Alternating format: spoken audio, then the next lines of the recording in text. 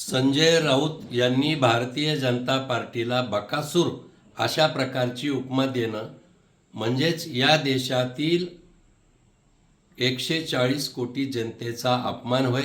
ज्या सर्वसामान्य जनतेनं 2014 पासून माननीय पंतप्रधान नरेंद्रजी मोदी यांचं नेतृत्व स्वीकारलंय।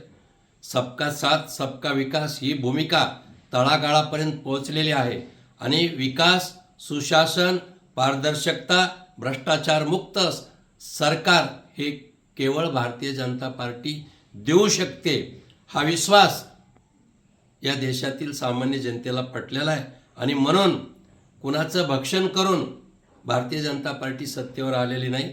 मला वाटतं संजय राऊत यांनी स्वतःच्या पक्षाचं अगोदर बघितलं पाहिजे। दुसऱ्याच्या भाकरी भाजायचं काम ते का करतात हेच मला कळत नाही। स्वतःच्या पक्षात प्रचंड गडबाजी आहे, गोंधळ निर्माण चाललेला आहे। आदित्य ठाकरेंनी तुम्हाला लांब ठेवलेलं आहे, यावर ते काही बोलत नाहीत। दुसऱ्याचे कुटाणे करण्याचे धंदे बंद करावेत।